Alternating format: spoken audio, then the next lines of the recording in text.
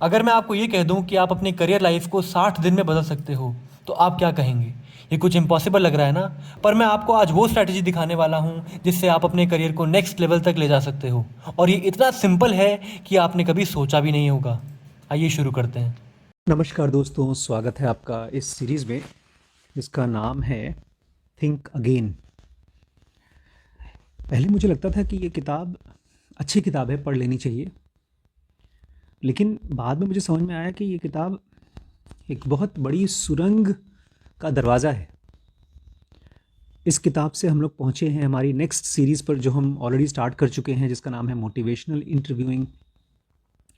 और motivational interviewing वो गुफा है, वो सुरंग है जिसके ज़रिए हम अपने ही ब्रेन के अंदर घुस रहे हैं।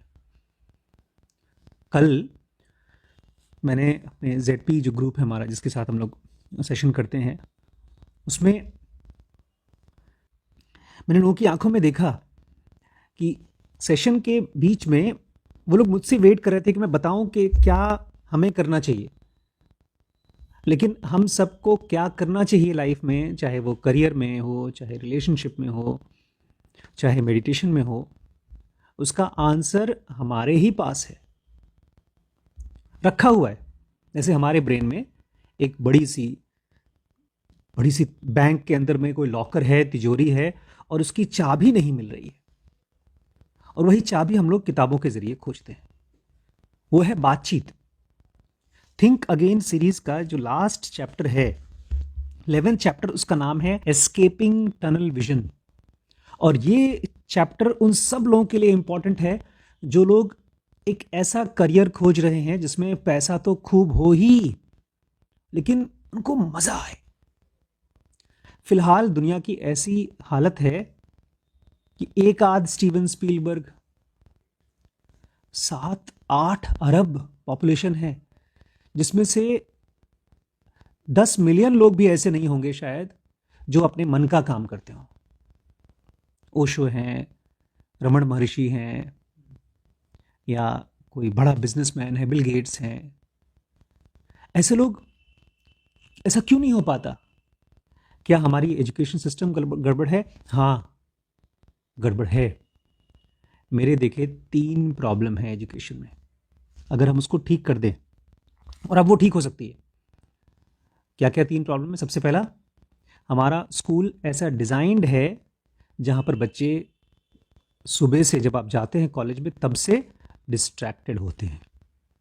क्लास में पढ़ाया जा रहा है और बच्चों को टेंशन हो रहा है कि यार होमवर्क नहीं किया, डांट पड़ेगी, टाई नहीं पहना, डांट पड़ेगी, कहीं ऐसा ना हो मैडम अगली क्लास में जो होमवर्क की कॉपी नहीं लाया हो उसके लिए मार पड़ जाए, या फीस नहीं भरा उसके लिए डांट पड़ जाएगी।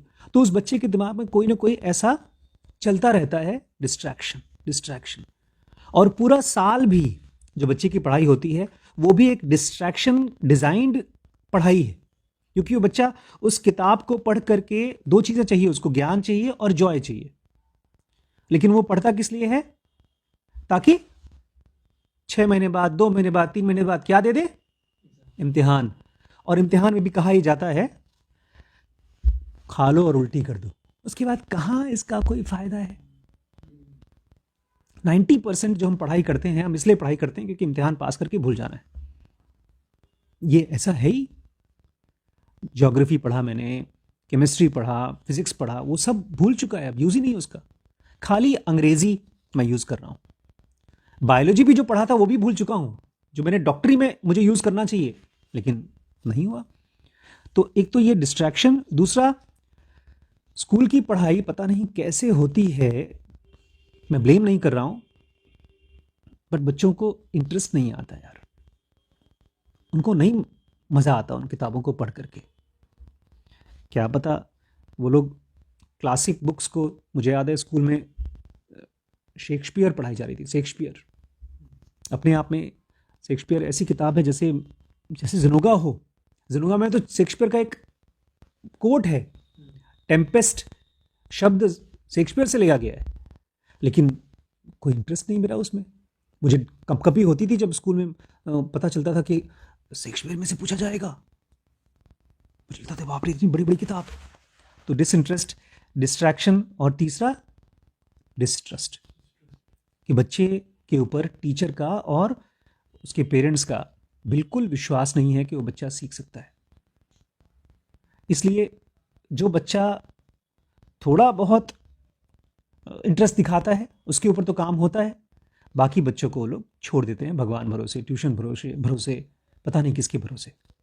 तो मेरे देखे तो पूरा का पूरा स्कूल का system, education system, learning system में 2 चेंजेस आना चाहिए। एग्ज़ाम्स ख़त्म हो जाना चाहिए, और दूसरा कि बच्चों को ऐसी चीज़ें पढ़ाई जानी चाहिए जो सबसे पहले उनके माइंड के बारे में हो, उसके बाद दुनिया से प्रैक्टिकली रिलेटेड चीज़ें उनको बताई जाएं और उससे रिलेटेड पढ़ाई हो।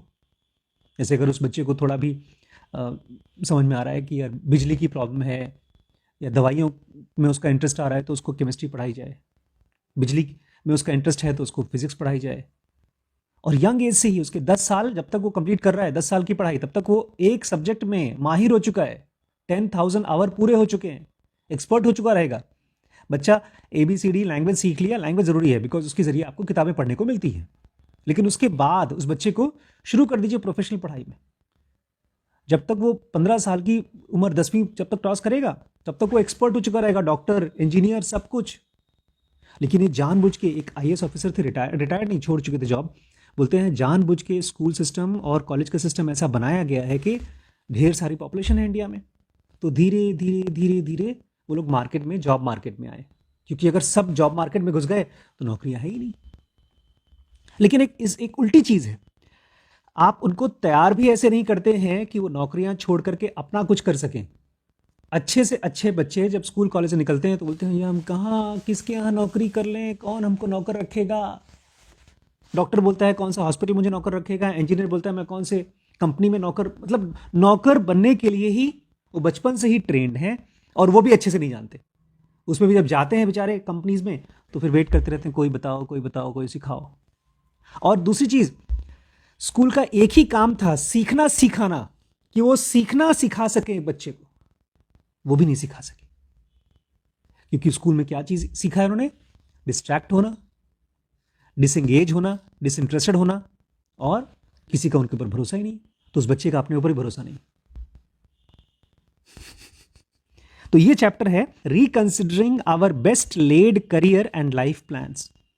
जो भी चीजें हमारे लिए सबसे अच्छी से अच्छी बताई जाती हैं करियर में, उसको कैसे आप रीथिंक करें, रिकंसिडर करें।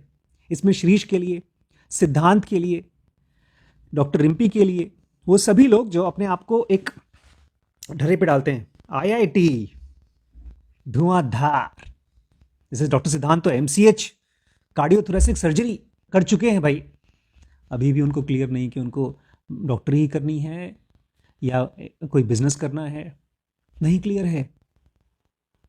क्यों? इसके पीछे वजह है, उनको सब्जेक्ट आ गया, ऐसा है जैसे साइकिल चलाना आ गया, अच्छे से चला लेते हैं, लेकिन साइकिल से जाएंगे कहाँ वो पता ही नहीं। कार खरीद ली लेकिन ना पेट्रोल है ना डेस्टिनेशन है। पेट्रोल मतलब इंटरेस्ट, डेस्टिनेशन मतलब एक विजन कि दुनिया मेरे लिए ऐसी होनी चाहिए। आज मैं जब अपनी किताबें पढ़ता हूँ, आप लोगों को पढ़ाता हूँ, तो मैं देखता हूँ कि एक ऐसी दुनिया होनी चाहिए जहाँ पर लोग आपस में बात कर सकें, समझ सकें, ध्यान हो सके, एफ्लुएंसी आ सके, और उसके लिए डीप नॉलेज ज़रूरी है। मेरे पास जगह लेकिन गाड़ी नहीं है। आपके पास, आपको पता नहीं, कल जब मैंने आपका देखा ना, म्यूज़िक में आपका इंटरेस्ट देखा, तो मुझे फिर से समझ में आया कि ये एक स्पार्क की तरह है। अगर कोई बंदा किसी स्पार्क को पकड़ सके, आपने उसी स्पार्क की वजह से पिछले साल भर में कम से कम 100 किताबें पढ़ चुके होंगे। तो अच्छी चीज़ है, आपको ये फीलिंग आ रही है कि मैंने बनाया नहीं, तो अब बनाएंगे। अभी कितने साल हुए आपको पढ़ते पढ़ते? स्कूल की पढ़ाई तो भूल जाओ, वो तो कुछ पढ़ाई नहीं है। अब जो आपकी पढ़ाई हो रही है वो अब शुरू हो रही है। तो 2 साल, 3 साल, 4 साल, तो आप तो एक तरह से चौथी क्लास की पढ़ाई करके बाहर निकले हो। बी हैप्पी कि मैं चौथी क्लास तक अंग्रेजी पढ़ लेता हूँ, स्टॉक मार्केट की चीज़ें पढ़ लेता हूँ, मुझे मल्टीप्लिकेशन आता है, स्क्वायर में दिक्कत होती है, स्क्वायर रूट में बहुत दिक्कत होती है। उसमें अपने बगल में एक डॉक्टर सिद्धांत बैठे हैं, हमारे श्रीश भाई। मैं आपको जानबूझ के ऐसा बोल रहा हूँ बिकॉज आप इस चैप्टर से आपका दिमाग क्लियर हो जाएगा कि वो जो रेलवे की पटरी बनाई गई है बच्चों के लिए, वो सबके लिए नहीं है, और बहुत बार तो उन बच्चों के लिए भी नहीं है जिनको उस पटरी में डाला गया है।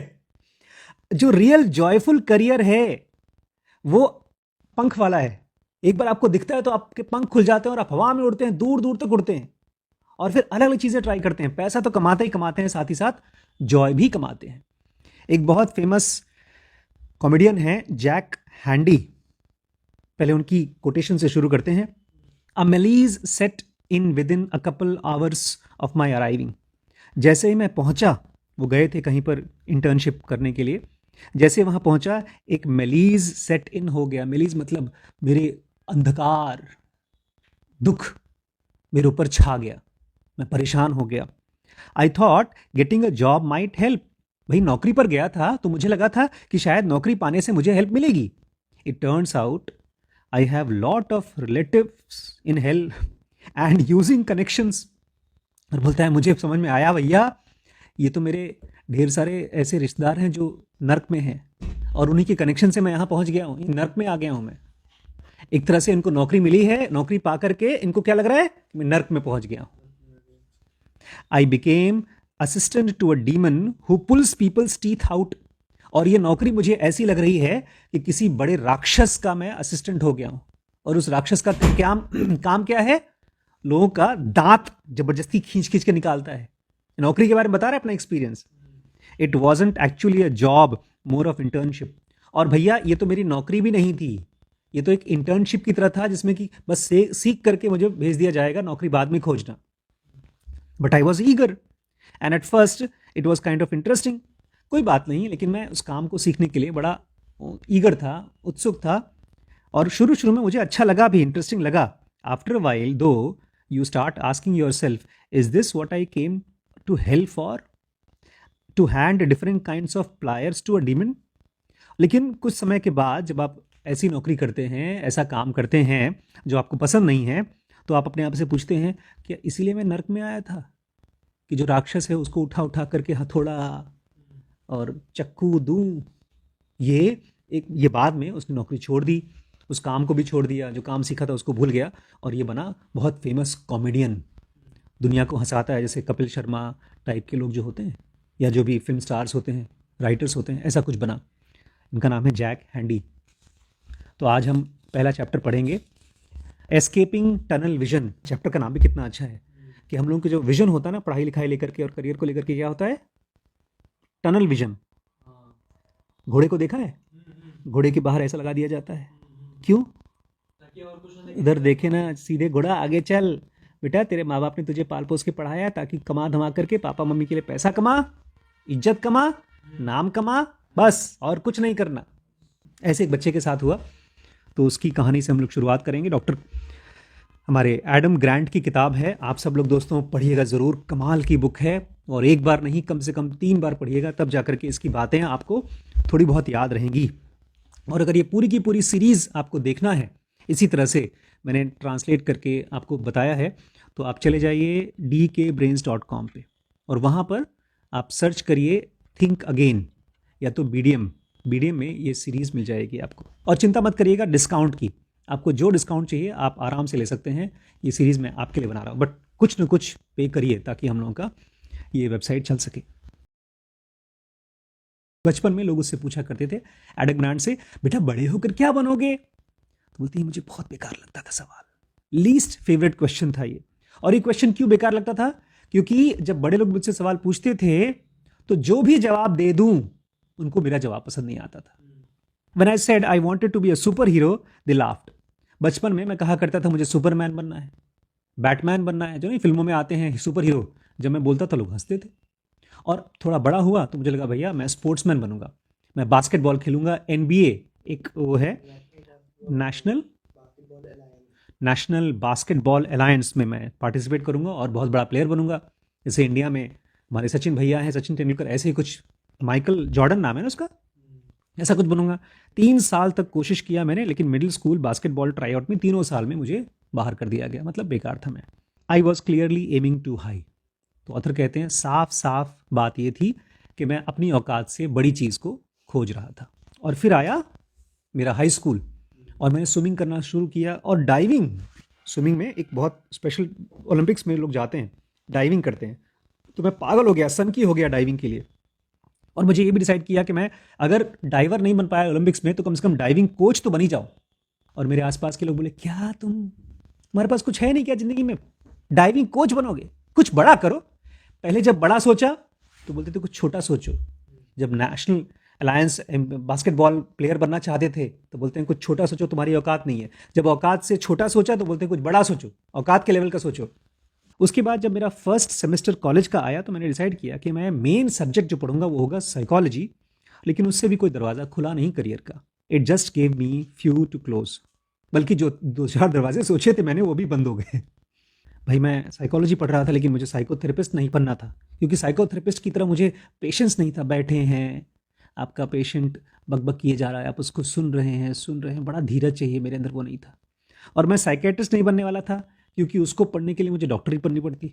डॉक्टरी के लिए भैया मैं इतना पढ़ाई नहीं कर सकता था, मेरा इतना इंटरेस्ट नहीं था पढ़ाई में। तो जो भी बात थी, मैं एमलेस था। मैं हाई स्कूल कर लिया, कॉलेज में भी पहुंच गया, लेकिन अभी तक मेरा कुछ क्लियर एम नहीं था। और मुझे उनसे बड़ी जलन होती थी जिन लोगों के पास अपना क्लियर करियर प्लान था। जैसे कुछ लोगों का 10th में ही प्लान हो जाता है, आई ठीक, उससे ना कम ना उससे कम, और कोई ऑप्शन ही नहीं है। सपने में भी वही दिखाई देता है। अब सुनिए कहानी। जैसे हमारे डॉक्टर सिद्धांत थे, आए थे यहाँ पर, अभी भी आज मंडे है, कल जाएंगे, उनकी फ्लाइट है, यूएस जा रहे हैं वो। 1 महीने की फिर से ट्रेनिंग हो रही है। एमसीएच करने के बाद एक और ट्रेनिंग हो रही है जिसमें कि कैसे मुश्किल सर्जरी की जाती है हार्ट की, उसकी और जाकर सीखेंगे। ऐसा ही एक आदमी था, बोलते हैं रायन, मेरा कज़न था, मेरे ताऊ जी का बेटा या चाचा का बेटा था। बचपन से ही उसको क्लियर था कि उसको क्या करना है, उसको डॉक्टर बनना था। और ये कोई अमेरिकन ड्रीम नहीं था कि अमेरिका का हूँ इसलिए मुझे डॉक्टर बनना है। ये हमारे परिवार का ड्रीम था। हमारे परदादा, ग्रेट ग्रैंडफादर रशिया से अमेरिका आए थे और बेचारे बहुत गरीब थे। हमारी दादी माँ, ग्रैंड मदर, बेचारी एक सेक्रेटरी थी और हमारे दादाजी एक फैक्ट्री में नौकरी करते थे, लेकिन इतना नहीं कमा पाते थे कि 5 बच्चों का पेट भर सकें। इसलिए उनको एक और नौकरी करनी पड़ती थी, घर घर जाके दूध बांटा करते थे। दादाजी के बच्चे, मतलब जो हमारे ऑथर हैं उनके पिताजी, बोलते हैं उन्होंने मेरे पिताजी को और भाइयों को ट्रक चलाना सिखा दिया था, ताकि स्कूल जाने से पहले 4 बजे का जो साइकिल होता है, घर घर जाकर के दूध बांटना होता है, कभी कभी दादाजी ने कर पाए तो हमारे पिताजी कर देते थे, कंप्लीट कर देते थे। भैया उनको बीमारी हुई होगी, डॉक्टर को दिखाया होगा। मेरे पिताजी भी ऐसे ही बताते थे। जब मैं 12th पास कर गया तो बोलते, मैंने पूछा पापा आप डॉक्टर क्यों बनाना चाहते हैं? बोलते अरे यार क्या रुतबा होता है, देखा है मरीज जब बीमार होता है डॉक्टर के सामने, दरवाजे के सामने बैठा रहता है, चाहे आईएएस पीसीएस हो, चाहे प्राइम मिनिस्टर हो, बीमार हो जाएगा तो डॉक्टर के सामने उसको ऐसे खड़ा रहना पड़ता है, भीख मांगता है डॉक्टर के सामने, डॉक्टर साहब प्लीज जान बचा लीजिए, पैर छूता है, इसलिए बेटा डॉक्टर बनो। ऐसे ही बोलते हैं हमारे दादाजी ने कहा मेरे बच्चे तो डॉक्टर बनेंगे नहीं, तो कम से कम मेरे पोते, डॉक्टर ग्रांट, एडम ग्रांट नाम था, तो मेरे पोतों का कोई ऐसा हो जो डॉक्टर ग्रांट बन के हमारा नाम रोशन करे। डॉक्टर देवांश शुक्ला या डॉक्टर शिरीष शुक्ला, वैसे वैभव बनेगा, डॉक्टर वैभव शुक्ला, है ना? बायो का एग्जाम दे रहे हो तुम अभी? बोलो एमलेस वाली बात मेरे लिए सही है। एक बच्चा पैदा हुआ, एक पोता, फिर 2 पोता, फिर 3 पोता, 7 पोते, एक भी डॉक्टर नहीं बने। ये हमारे एडम ग्रांट बोलते हैं मैं 8वां बच्चा था। भगवान कृष्ण कौन से बच्चे थे? 8वें थे। मैं भी 8वां बच्चा, कृष्णमूर्ति घर के 8वें बच्चे। मैंने भी भैया 1 नौकरी 2 नौकरी करता रहा ताकि मुझे डॉक्टर ना बनना पड़े। मैं अपनी कॉलेज की पढ़ाई खुद पैसा दे दूंगा, दादा से पैसे नहीं लूंगा, लेकिन मैं डॉक्टर नहीं बनूंगा। एडम ग्रांट बोलते हैं जब मुझे साइकोलॉजी में पीएचडी कर लिया तो मेरे दादाजी बोलते हैं अच्छा है यार तुम्हारे नाम के आगे डॉक्टर लग गया, लेकिन तुम असली डॉक्टर नहीं हो यार। असली डॉक्टर तो वो होगा जो मरीज देखेगा, ऑपरेशन करेगा, वो होता है असली डॉक्टर। और बोलते हैं 9वां बच्चा आया हमारे घर में, रायन। उनके ग्रैंड चिल्ड्रन थे, 2-3 बच्चे होंगे, फिर उनके पोते। एडम ग्रांट के 4 साल बाद वो आया बेचारा, और उसके पास ऑप्शन नहीं था कि तुम डॉक्टर ना बनो, उसको डॉक्टर बनना ही था। किंडरगार्टन से ही, जब वो एलकेजी यूकेजी में जाता था, बचपन से बोल दिया बेटा डॉक्टरी की पढ़ाई करनी है, डॉक्टर बनना है। रायन से 4 साल बड़े हैं एडम ग्रांट, एक्सपीरियंस्ड हैं। बोलते हैं जब रायन कॉलेज जाने की सोच रहा था तो मुझसे मिलने आया, और जब वो अपनी कॉलेज की पढ़ाई के लिए डिस्कस कर रहा था कि कौन सी मेजर लूँ, कौन सी मेन पढ़ाई करूँ, तो उसने कहा मैं प्री मेड तो ट्राई कर सकता हूँ, मतलब मेडिसिन की पढ़ाई तो कर सकता हूँ, लेकिन उसने कहा शायद मैं इकोनॉमिक्स भी पढ़ सकता हूँ। इकोनॉमिक्स मतलब रुपए पैसे का जो नियम कानून बताया जाता है उसके बारे में, अर्थशास्त्र। थोड़ा सा उसको डाउट था डॉक्टरी बनने के बारे में। There is a term in psychology that captures रायन्स personality. बड़ा अच्छा वर्ड बता रहे हैं। साइकोलॉजी में एक टर्म है, एक शब्द है जो रायन की पर्सनैलिटी को जाहिर करता है। उसको बोलते हैं ब्लर्टेचुअसनेस। ब्लर्टेचुअसनेस, दो शब्द यूज किया गया है। ब्लर्ट मतलब बकबक करना, और फ्लर्ट मतलब कभी इससे कभी उससे प्यार करना, फ्लर्टिंग बोलते हैं। तो अब उसके मन में दो चीज़ें हो रही हैं, मैं मेडिकल तो करना चाहता हूँ, डॉक्टरी करना कर सकता हूँ, लेकिन इकोनॉमिक्स भी ट्राई कर सकता हूँ। ये तो ऐसा ही है जैसे कि ठीक है ये पापा मम्मी ने लड़की पसंद कर ली शादी करने के लिए, इससे कर लूँगा, लेकिन वो भी अच्छी है यार, उससे भी कर सकता हूँ। तो उसके लिए नाम दिया गया है ब्लर्टेचुअसनेस, जो ब्लर्टिंग और फ्लर्टिंग से आता है। और ब्लर्टर्स मतलब इनकी तरह जब लोग लोगों से मिलते हैं तो उनका रिस्पॉन्स बहुत फास्ट होता है, बहुत इफ्यूजिव होता है। इफ्यूजिव मतलब आप लोग उनको देख सकते हैं, समझ सकते हैं। दे typically score high in extraversion and impulsiveness.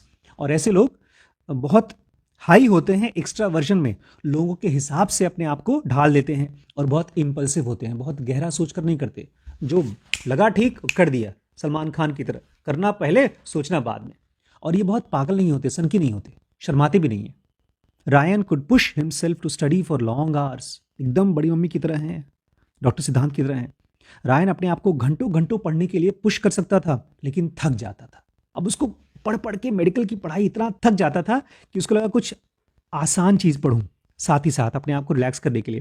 तो उसने इकोनॉमिक्स भी सोचा, लेकिन कॉलेज में पहुंचा, बोलता नहीं यार फोकस नहीं कर पाऊंगा ना, मुझे पूरा फोकस करना है डॉक्टरी पर, इसलिए इकोनॉमिक्स छोड़ दिया उसने। Got to stay on the track. क्यों? रेलवे की पटरी, उसी पे चलना है और कुछ पढ़ना ही नहीं है, फोकस। रयान ने पूरी की पूरी प्री मेड की पढ़ाई, एमबीबीएस की पढ़ाई कंप्लीट कर ली, और अभी वो खुद अंडर ग्रेजुएट कर रहा है, एमबीबीएस ही कर रहा है, और दूसरे एमबीबीएस को पढ़ाना शुरू कर दिया। पढ़ाने में बहुत अच्छा था, और जब वो क्लास में जाके पढ़ाता था और बच्चियों को देखता था कि भैया ये सब के सब मरे पड़े हैं, स्ट्रेस में परेशान है, पढ़ाता ही नहीं था। पहले सबको बोलता था खड़े हो जाओ, डांस करो, मोबाइल में म्यूजिक लगाता था, लोगों से डांस कराता था, उसके बाद बैठाकर तब पढ़ाता था। कमाल का डॉक्टर टीचर था। अब उसकी हो गई एमबीबीएस पूरी, एमडी करने का टाइम आया। फिर से बोलता है भैया, मतलब आके पूछा डॉक्टर एडम को, एडम ग्रांट को डॉक्टर बोल रहा हूँ मैं, एडम ग्रांट को पूछा कि मैं एमडी के साथ साथ एमबीए कर लूँ क्या, जॉइंट प्रोग्राम, उसमें थोड़ा बिजनेस की पढ़ाई हो जाएगी और एमडी की पढ़ाई भी हो जाएगी। He hadn't lost his interest in business, मतलब उसका बिजनेस में इंटरेस्ट खत्म नहीं हुआ था अभी भी, but he was afraid to divide his attention. लेकिन फिर से वही दिक्कत, डिस्ट्रैक्शन हो जाएगा, दो काम एक साथ नहीं कर पाऊंगा। Got to stay on the track, railway की पटरी, उसी पर चलना है। तो फिर से उसने एमबीए की पढ़ाई छोड़ दी। अब उसके स्कूल का, मेडिकल स्कूल का लास्ट ईयर था एमडी का, और उसने अप्लाई किया one of the most difficult, बहुत मुश्किल ब्रांच, न्यूरो सर्जरी, ब्रेन का ऑपरेशन। दो ऑपरेशन सबसे मुश्किल होते हैं, उसमें भी ब्रेन का और हार्ट का। हार्ट का ज़्यादा मुश्किल होता है क्योंकि हार्ट के ऑपरेशन में आपको हार्ट को रोकना पड़ता है, ब्लड को एक मशीन के थ्रू गुजारना पड़ता है, उसके बाद जब ऑपरेशन हो जाता है उसके बाद हार्ट को फिर से जिंदा करना पड़ता है, एक तरह से मरीज को मारना पड़ता है। ब्रेन के ऑपरेशन में आप ब्रेन जिंदा रहता है, लेकिन उसमें हल्का सा भी कुछ गड़बड़ हो गया तो मरीज पैरालाइज हो सकता है। एक और चीज़ डॉक्टर सिद्धांत बता रहे थे, अगर न्यूरो सर्जरी में पेशेंट को कुछ हो गया तो आपको ब्लेम नहीं आता है, क्योंकि पहले से जानते हैं ब्रेन में उसको बहुत चोट लग चुकी है, बेहोश है, मर रहा है, अगर बच गया तो बच गया, नहीं तो पहले से बता देते भाई सीरियस है, हम कुछ नहीं कर सकते, मरीज पहले से ही बहुत बीमार है। लेकिन हार्ट के ऑपरेशन में मरीज जब जाता है ओटी में तो जिंदा था, और जब आता है मर गया तो ब्लेम आपको मिलता है। बट एनीवे, हार्ट की सर्जरी और ब्रेन की सर्जरी सबसे मुश्किल सर्जरी मानी जाती है। तो ये भाई साहब ने न्यूरो सर्जरी में अपना पढ़ाई में नाम डाल दिया। एक ब्रेन को बहुत अच्छे तरीके से फोकस करना होता है जब किसी और के ब्रेन को काटना है। और इस समय उसको बेचारे कोई पक्का नहीं था, यार मैं करूं कि ना करूं, क्योंकि एक बार आपने न्यूरो सर्जरी करना शुरू कर दिया कुछ और नहीं कर पाओगे। और ये सोच रहा था कि अगर मुझे कुछ और करने का मन किया तो, मतलब अभी भी बेचारा डाउटफुल था। उसको लगा यार इतनी पढ़ाई तो कर ली है, क्या पता मैं हेल्थ केयर की कंपनी बना लूं, बड़ा आदमी बन जाऊं, पैसे वाला बन जाऊं, खाली यहाँ ऑपरेशन करके कमाऊंगा, वहां पर मेरी कंपनी कमाएगी। लेकिन जब उसका एडमिशन हो गया न्यूरो सर्जरी में, उसके बाद उसने कोई और ऑप्शन छोड़ दिया। क्यों? क्योंकि उसको कहां चलना था? पटरी पे। Got to stay on track. अब उसकी पढ़ाई चालू हो गई। किसकी? न्यूरो सर्जरी की। घंटों घंटों काम, ग्रूलिंग आवर्स, 10 घंटे 12-12 घंटे के ऑपरेशंस होते थे। हमने एक टीवी सीरियल में देखा था, मैंने खुद देखा नहीं न्यूरो सर्जरी के ऑपरेशंस। उसमें 15 घंटे का ऑपरेशन था। इसमें 15 घंटे कंटिन्यूअस आपको ऑपरेशन करना है। आप बाथरूम करने भी नहीं जा सकते। उस ऑपरेशन को करने के लिए डॉक्टर्स डायपर पहनते हैं ताकि पेशाब लगे तो वहीं पर कर दें, उसी पर कर दें। तो इस तरह से जब उसको सीखना पड़ा तो it began to take their toll. उसकी वजह से उसके ब्रेन में, उसकी लाइफ में टोल आ गया, मतलब थक गया, वो परेशान हो गया। रेयान बर्नड आउट हो गया, परेशान हो गया। और उसको ये फीलिंग आने लगी कि आज के आज अगर मैं काम करते करते मर गया तो कोई जानेगा भी नहीं कि मैं कौन हूं, क्या हूं, कुछ कर भी रहा हूं कि नहीं। मतलब उसको अपने मन का काम नहीं लग रहा था ये। और दो चीजें उसको हमेशा परेशान करती थी। पहला, हार्ट एक ऑफ लूजिंग पेशेंट्स। अगर मेरा मरीज मर गया तो, क्योंकि मरीज तो मरते ही हैं, ब्रेन की सर्जरी में मरीज बहुत मरते हैं। और दूसरा, headaches of dealing with abusive attending surgeons. और उसके सीनियर सर्जन्स डांटते रहते थे, चीखते रहते थे, बेइज्जती करते रहते थे। एक तरफ मरीज मर रहा है, दूसरी तरफ सीनियर लोग गाली दे रहे हैं। और उसको दिख रहा था बस यही चलता रहेगा जिंदगी भर, कुछ बदलेगा भी नहीं। हालांकि ये उसका बचपन का सपना था, उसके दादा दादी का सपना था, लेकिन इसके अलावा उसके पास टाइम नहीं बचता था अपने लिए कुछ। The sheer exhaustion left him questioning whether he should quit. इतना थक जाता था कि बार बार सोचता था ये छोड़कर कुछ और क्यों न कर लूं। लेकिन उसको भी लगा, जैसे डॉक्टर्स को लगता है, सीनियर डॉक्टर्स को, पढ़ाई करते करते यार बहुत पढ़ लिया, छोड़ नहीं सकते, कंप्लीट तो करना ही पड़ेगा। 7 साल की न्यूरो सर्जरी उसने कंप्लीट की। और जब उसने अपना रेज्यूम डाला जॉब करने के लिए, पता है डॉक्टर हॉस्पिटल ने उसको बोला तुम जॉब नहीं ज्वाइन कर सकते, क्योंकि उसने जो रेज्यूम बनाया था बायोडाटा, उसमें डेट डालना चाहिए था राइट में और उसने डाल दिया था लेफ्ट में। मतलब इतनी ओछी चीज के लिए उसको मना कर दिया, नौकरी नहीं मिली। He was so fed up with the system that out of principle he refuse to move them. और इतना परेशान हो गया था सिस्टम से, उसने कहा मैं हटाऊंगा नहीं, ये क्या बकवास है, मेरा डेट यहां नहीं यहां लिखा हुआ है। नहीं हटाया उसने। और इस चीज के लिए कोर्ट गया कि अगर ये चीज मेरे स्किल के, एक न्यूरो सर्जन के लिए बड़ा इंपॉर्टेंट है तो बताओ कैसे इंपॉर्टेंट है। कोर्ट में जीत गया तो डेट उसने वहीं लिखा जहां लिखा हुआ था। 1 साल और पढ़ाई किया। इस बार उसने फेलोशिप किया एक बहुत मुश्किल मिनिमली इन्वेजिव स्पाइनल सर्जरी, मतलब स्पाइनल कॉर्ड की सर्जरी का कम से कम काट करके कैसे ऑपरेशन करते हैं वो सीखा उसने।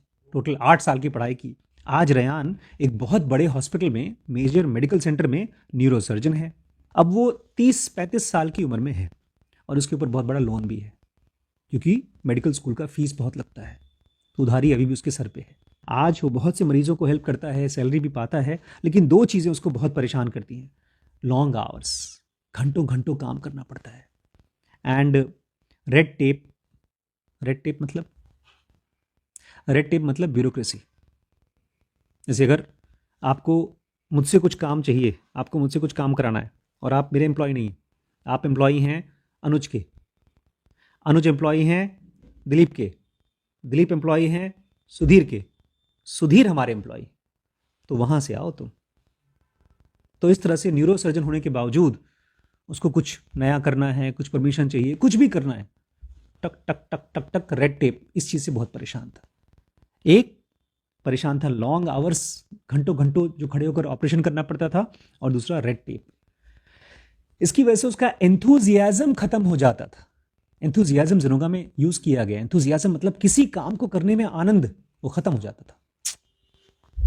डॉक्टर है बेचारे को, मरीज देखने में एंथुजियाज्म खत्म हो गया। और अब बताता है एडम ग्रांट को रेयान कि अगर मुझे फिर से पढ़ने का मौका मिले ना तो मैं ये नहीं करूंगा यार, कुछ और ही करूंगा।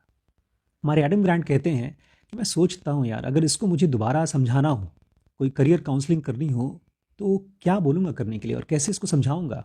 हम सबके अपने नोशंस हैं कि हम क्या बनना चाहते हैं और हम अपनी ज़िंदगी को कैसे बिताना चाहते हैं। नोशंस हैं। जैसे आज मैं यहाँ पर बैठा हुआ सोचूं कि मुझे एक ज़ेनोविले बनाना है, इसमें हज़ारों लाखों लोग ध्यान करेंगे, मेडिटेशन करेंगे, वो एक नोशन है। नोशन मतलब जो भी है नहीं, केवल दिमागी कल्पना है। और ये खाली करियर के लिए नहीं होता, ये ढेर सारी चीज़ों के लिए होता है। हम लोग ये भी सोचते हैं बचपन में कि हम कहाँ रहेंगे। जैसे बचपन में मैं जब मुंबई आया था, एक बार एक शादी में आया था मुंबई, तो मुझे लगा कि यार कितनी मज़ेदार ज़िंदगी है यहाँ पर, बस सोचा था। और फिर घर वाले मुंबई लेके चले गए। बाद में बहुत परेशान हुआ। पिताजी भी बोलते हैं कि मुंबई नहीं जाना चाहिए था, इलाहाबाद रहना चाहिए था, वो ज़्यादा अच्छा था।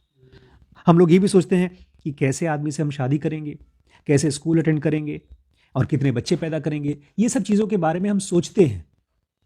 कुछ लोग नहीं सोचते शादी के बारे में, वो अलग बात है।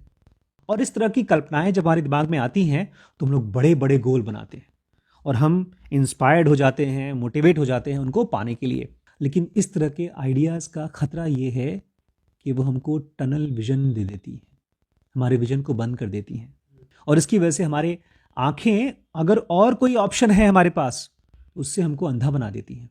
हमको ये नहीं पता चलता कि जैसे जैसे समय बदलेगा, परिस्थितियाँ बदलेंगी, हमारी डिज़ायर बदलेंगी, जो हम चाहते हैं या जो हम हैं वो बदल जाएगा।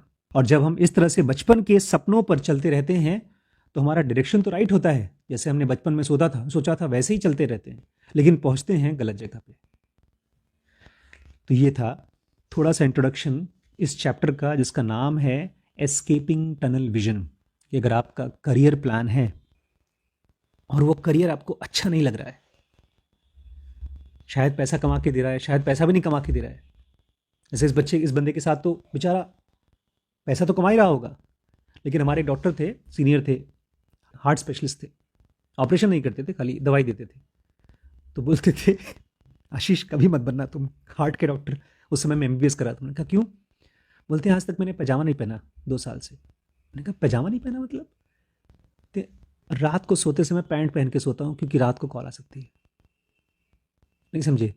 सोते समय पैजामा पहनेंगे आप, लुंगी पहनेंगे, वो नहीं कर सकते बेचारे। बोलते हैं टीवी खरीद लिया है मैंने 50,000 का, आज तक कभी देखा नहीं, टाइम नहीं मिलता। और साफ जाहिर था उनकी नज़रों से, उनकी बातों से, कि उनको मज़ा नहीं आ रहा है। 5 साल तक हार्ट के डॉक्टर का प्रैक्टिस करने के बाद जॉब छोड़कर चले गए दवाई की दुकान में, मतलब दवाई की कंपनी में रिसर्च में चले गए। बोलते हैं यार अब ज़िंदगी आराम की है, सैटरडे संडे छुट्टी मिलता है और क्या कर पाता हूँ मैं? पैजामा पहन के सो पाता हूँ। तो अभी हम पढ़ेंगे इसका चैप्टर। कल जो वीडियो बनाएंगे उसका नाम है going into the foreclosure, time for a checkup, when chasing happiness ceases it away. ये बहुत इंटरेस्टिंग वीडियो बनेगा, इसको ध्यान से देखिएगा दोस्तों। और इस पूरी सीरीज़ को देखने के लिए dkbrains.com पे जाकर के थिंक अगेन नाम का कोर्स है और ये बंडल का नाम है BDM, वहाँ जाकर के आप चेकआउट करिए।